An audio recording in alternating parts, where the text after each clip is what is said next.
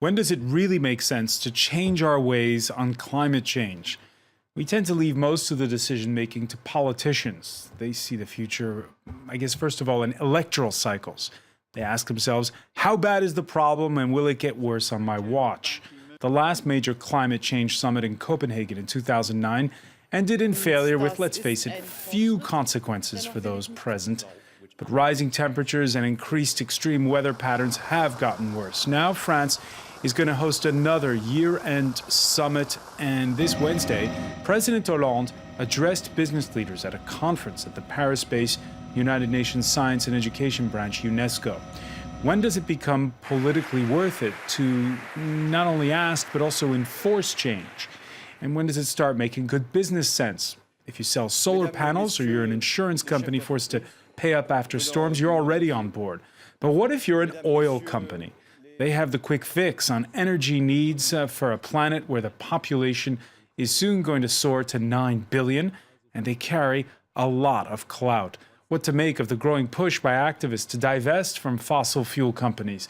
And can all sides find common ground that can, well, let's say it, save the planet? Today in the France 24 debate, we're seeing how to wean ourselves off an addiction to oil. And with us, Sonny Kapoor, Managing Director at Redefine. Nice to see you in Paris. Thank you for having me again. All right. Also with us, he's a former director at the United Nations Environment Program, Rajendra Shende, chairman of Terre Policy. Tell us what Terre Policy is. That is an NGO, not-for-profit company focused on issues of energy security and food security. We work mainly in a developing country. Our base is in India. All right. Somebody whose base is in Paris but who watches what goes on around the world is Mark Lewis, Senior Sustainability Analyst at Kepler Chevreux. And again, I'm always amazed that these days corporations and traders have a sustainability manager. Oh, absolutely. I think, on many of these issues, and we'll get into this debate this evening, I think the private sector is ahead of where the politics is, because this is an area that already makes good business sense. All right. And keeping score between private and public sector, as always, is Francis Perrin, editor-in-chief of SPE Oil and Gas Newsletters. Welcome back, sir. Always a pleasure. Thank you. The France 24 debate, where you can join the conversation on Facebook and Twitter, our hashtag F24debate. That big conference at the end of the year in Paris, getting an important prelude, again, with major players in the energy sector taking part in discussions at UNESCO headquarters, where they were basically told by the French president to save the world. What's at stake here in Paris is the question of how to change the world. Either we don't come to an agreement, and we find ourselves on a planet that becomes harder and harder to live on, or we do succeed in reaching an agreement, and that would be revolutionary. We've been told before, Sonny Kapoor, that this is the very last chance for a deal. How did that message play with his audience?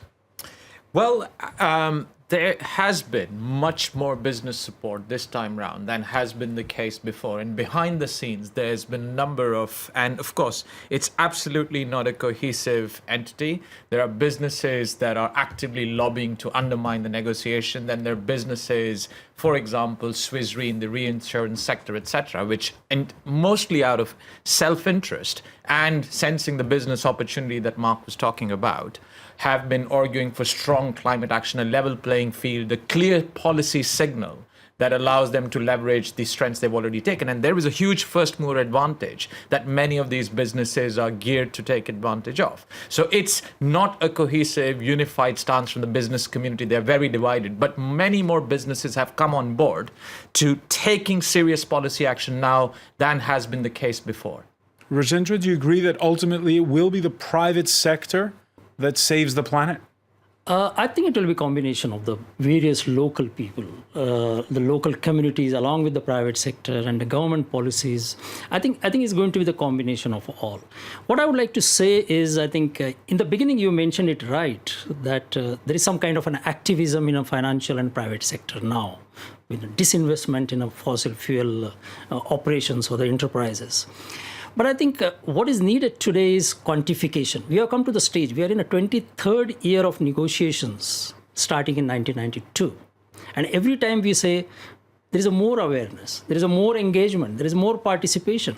But I think what is needed now is to take some actions in such a way that we don't allow the temperature rise to 2 degrees centigrade.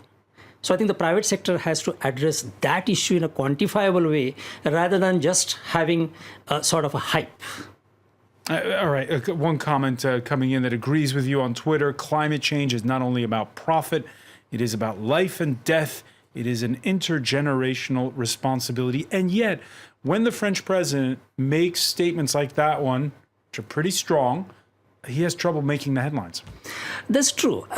I didn't find that statement very strong. I mean, what he says is, if you don't reach the agreement in Paris, then we will have a hard life. What kind of agreement we would like to have? I think every meeting, international meeting under UNFCCC is having an agreement. But whether that agreement is enough to what the science is telling us, I think that is the key issue. I'm sure the Paris will reach an agreement.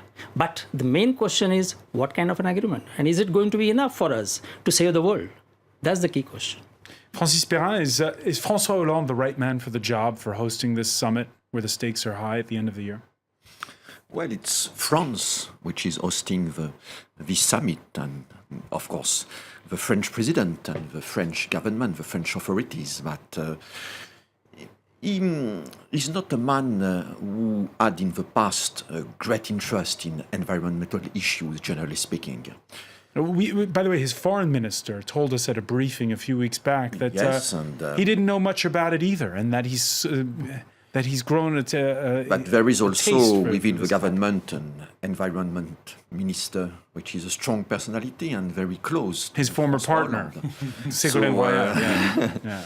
No, and beyond the personalities, and it is important, of course, it's right that there is greater and greater awareness within the international community, states and international organizations, business, etc.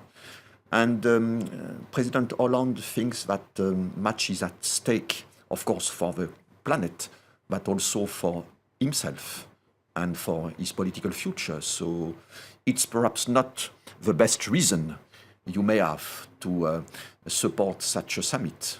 But if it's useful, why not?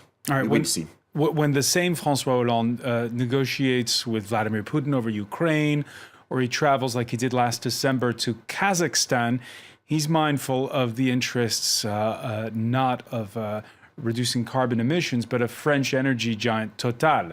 There you see an outfit, a gift from Nursultan Nazarbayev when he was in December. Drew a bit of wry comments on social media, by the way. The same, though, is true for all leaders. Does the French president undermine his own message? Because he has economic diplomacy. He has to go out and defend French interests. And defending French interests means, in the case of France, defending Total.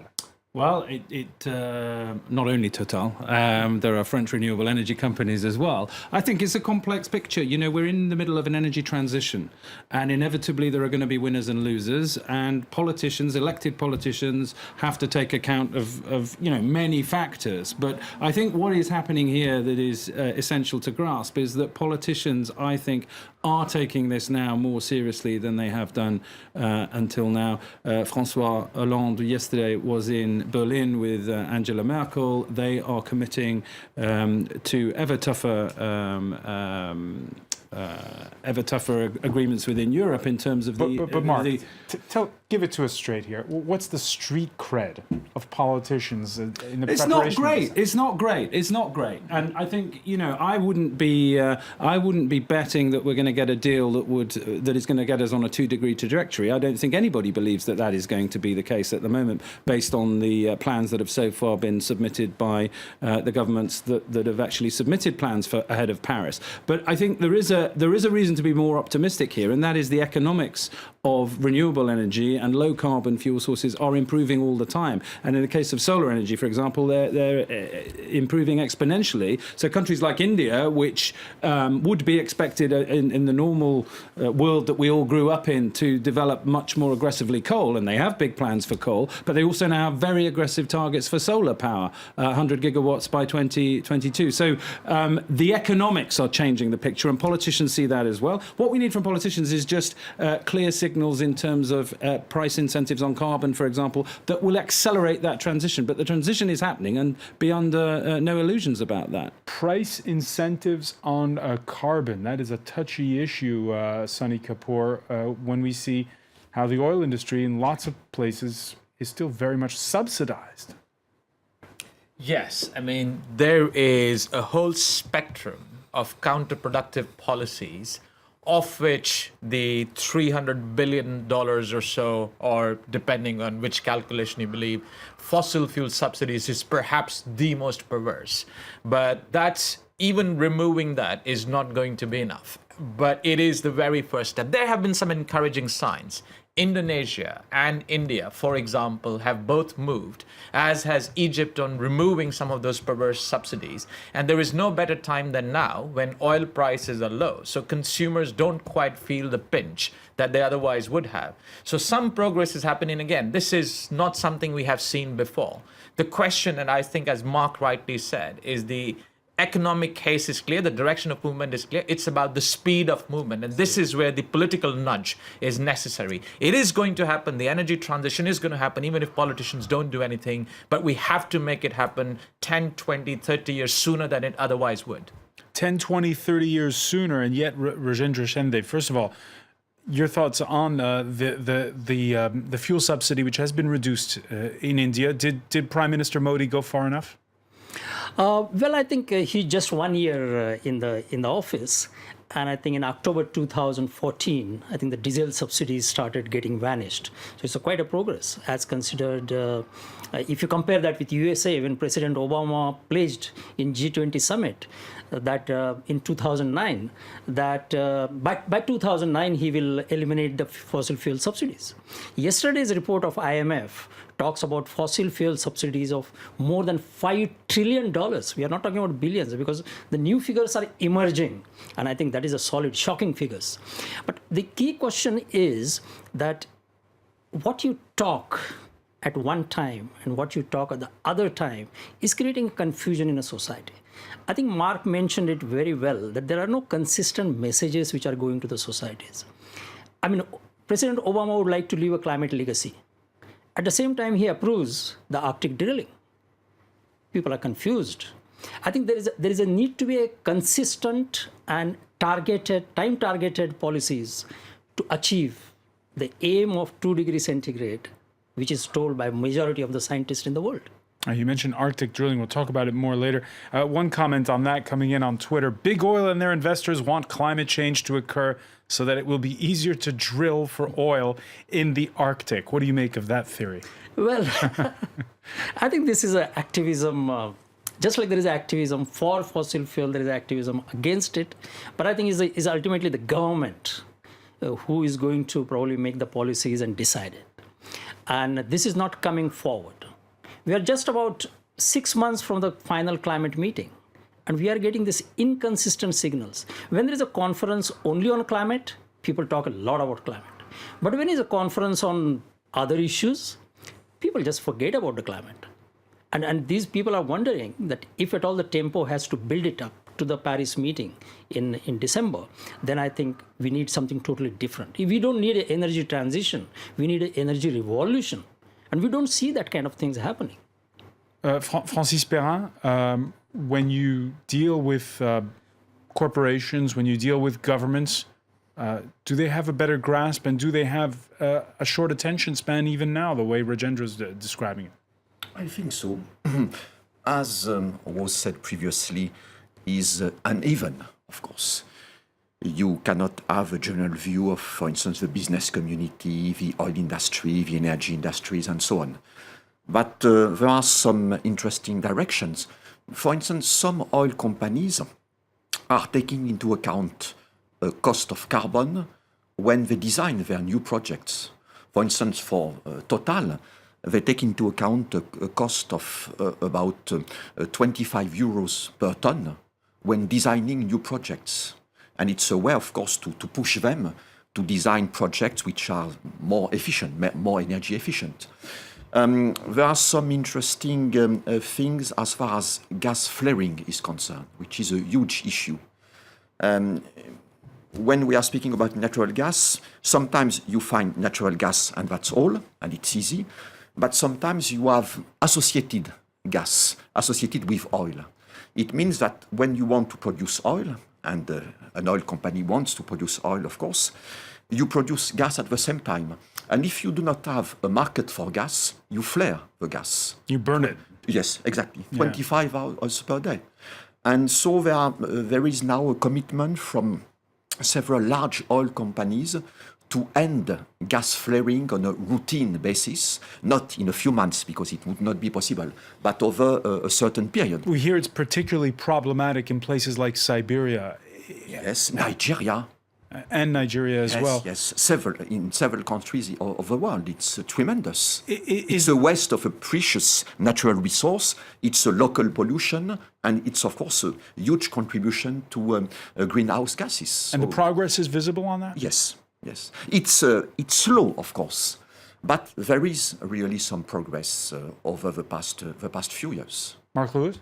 Yeah, well, just picking up on a couple of points. I mean, I think Rajendra is right that there is a risk that the political focus is only there when there is a big climate summit to come. What's going on around it is much more important. What's going on when the politicians are not debating, when the focus of the media is not there, if I may say so. And the real point to make, though, is the economics of this are changing all the time. That doesn't go away. I talked about the economics of renewables getting better. The economics of oil are getting a lot worse. You talked about Kazakhstan and some of the oil projects there. There's a very famous oil project in Kazakhstan, the Kashagan project. That is now known in the industry as the Kash-All-Gone project because they've spent over $50 billion on that project and they still have that project is still not producing oil, and it was 8 years late coming on stream. So the economics of the Arctic, of the Caspian Sea, these oil sands, just to take 3 examples, they're becoming very, very difficult for the oil industry. And the real threat the oil industry faces, in addition to climate change legislation, which is there, is the fact that their costs are going up and the costs of alternative fuels, renewables in particular, are going down. That is an unwinnable war for the oil industry over the long term. All right, we're going to pick up on that point when we come back. Stay with us. You're watching the France 24 debate.